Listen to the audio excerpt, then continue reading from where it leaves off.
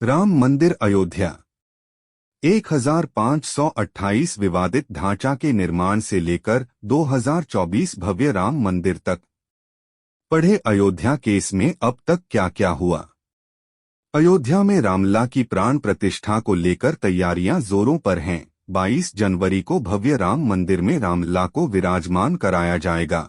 इस कार्यक्रम के लिए प्रधानमंत्री नरेंद्र मोदी समेत देश के कई दिग्गज नेता, अभिनेता, कलाकार व उद्योगपतियों को शामिल होने के लिए न्योता भेजा गया है।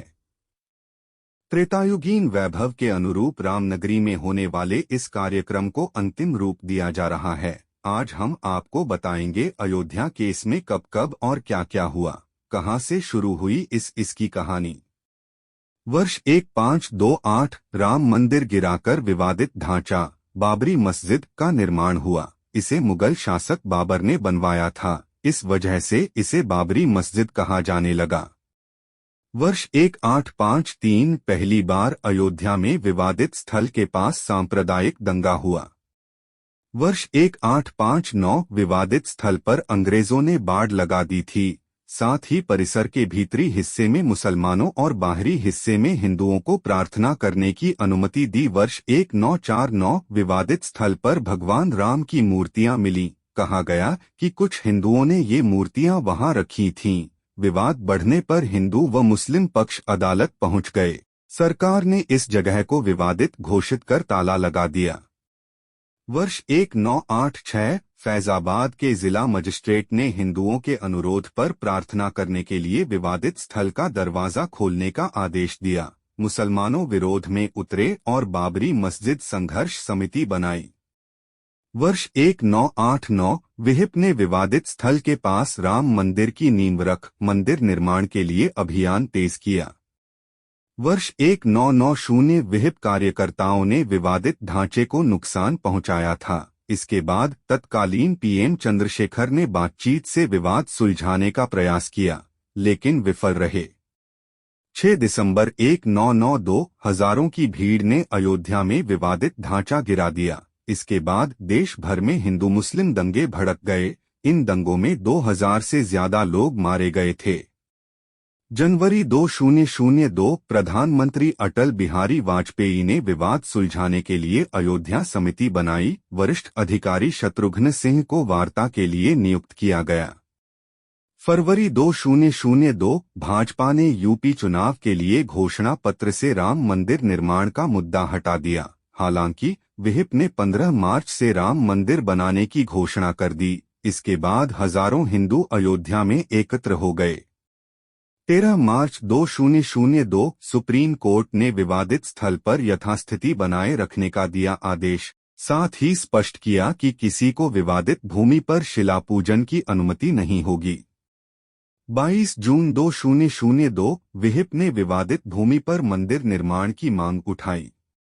जनवरी 2003 रेडियो तरंगों के जरिए विवादित स्थल के नीचे किसी प्राचीन इमारत के अवशेष का पता लगाने का प्रयास किया गया, लेकिन कोई निष्कर्ष नहीं निकला।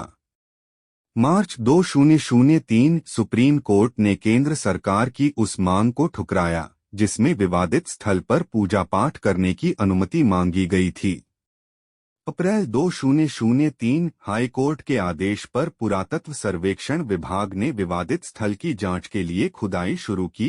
पुरातत्व सर्वेक्षण विभाग ने अपनी रिपोर्ट में बताया कि विवादित स्थल की खुदाई में मंदिर से मिलते जुलते कई अवशेष मिले हैं। इस रिपोर्ट ने हिंदू पक्ष के दावे पर मुहर लगा दी थी। मई 2003 सीबीआई ने 1992 में विवादित ढांचा विध्वंस मामले में लालकृष्ण आडवाणी सहित 8 लोगों के खिलाफ आरोप पत्र दाखिल किया। जून 2003 कांची पीठ शंकराचार्य जयेंद्र सरस्वती ने मामले को सुलझाने के लिए मध्यस्थता की पहल की, लेकिन कोई नतीजा नहीं निकला। अगस्त 2003 विहिप ने अनुरोध किया कि राम मंदिर निर्माण के लिए सरकार विशेष विधेयक लाए। इस मांग को तत्कालीन उप प्रधानमंत्री लालकृष्ण आडवाणी ने ठुकरा दिया था। अप्रैल 2004 भाजपा नेता लालकृष्ण आडवाणी ने अयोध्या के विवादित स्थल पर बने अस्थायी राम मंदिर में पूजा की। साथ ही बयान दिया कि भव्य राम मंदिर का निर्माण जरूर होगा। जुलाई 2005 आतंकियों ने विवादित परिसर पर जानलेवा हमला किया। इसमें 5 आतंकी समेत 6 लोगों की मौत हुई। 4 अगस्त 2005 फैजाबाद की जिला अदालत ने विवादित परिसर के पास हुए हमले में 4 लोगों को न्यायिक हिरासत में जेल भेजा। 20 अप्रैल 2006 यूपीए सरकार ने लिब्राहन आयोग को लिखित बयान दिया कि विवादित ढांचे को गिराना सुनियोजित साजिश थी। भाजपा, आरएसएस, बजरंग दल और शिवसेना ने मिलकर इस साजिश को अंजाम दिया।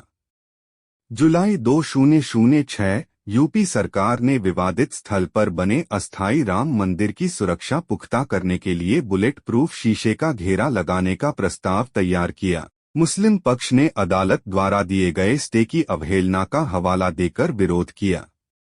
30 जून 2009 अयोध्या के विवादित ढांचा विध्वंस मामले में जांच के लिए बनाए गए लिब्राहन आयोग ने 17 साल बाद अपनी जांच रिपोर्ट तत्कालीन प्रधानमंत्री मनमोहन सिंह को सौंपी थी। 7 जुलाई 2009 तत्कालीन यूपी सरकार ने हाई कोर्ट में हल्फनामा दायर कर बताया कि अयोध्या विवाद से जुड़ी 23 महत्वपूर्ण फाइलें सचिवालय से गायब कर दी गई हैं। 24 नवंबर 2009 संसद के दोनों सदनों में लिब्राहन आयोग की रिपोर्ट पेश की गई। इसमें नरसिंह राव को क्लीन चिट दे दी गई। 20 मई 2010 विवादित ढांचा विध्वंस मामले में भाजपा नेता लालकृष्ण आडवाणी समेत अन्य नेताओं पर आपराधिक मुकदमा चलाने के लिए दायर पुनरीक्षण याचिका हाई कोर्ट ने खारिज कर दी। 26 जुलाई 2010 अयोध्या विवाद पर हाई कोर्ट में सुनवाई पूरी हुई। 8 सितंबर 2010 हाई कोर्ट ने मामले में फैसला सुनाने के लिए 24 सितंबर की तारीख तय की।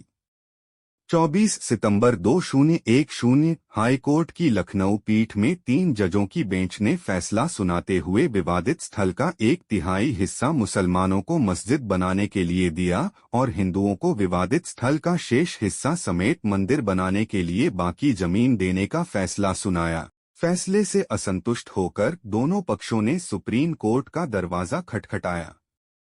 9 मई 2011 सुप्रीम कोर्ट ने इलाहाबाद हाई कोर्ट द्वारा विवादित स्थल को 3 हिस्सों में बांटने के फैसले पर रोक लगा दी। साथ ही सुप्रीम कोर्ट में सुनवाई शुरू हुई।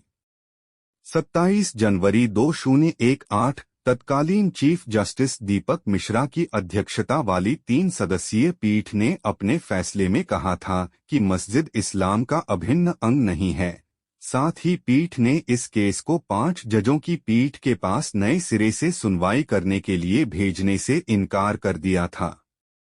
29 अक्टूबर 2018 सुप्रीम कोर्ट ने मामले की सुनवाई करते हुए कहा था इस मामले की सुनवाई के लिए जनवरी के प्रथम सप्ताह में उचित पीठ का गठन होगा, जो इसकी सुनवाई का कार्यक्रम तय करेगा। जनवरी 2019 अयोध्या केस की सुनवाई के लिए चीफ जस्टिस रंजन गोगोई की अध्यक्षता में 5 जजों की संवैधानिक पीठ गठित हुई। पीठ में justice DY Chandrachud, justice UU Lalit, justice Bobde और जस्टिस एनवी रमन्ना को शामिल किया गया।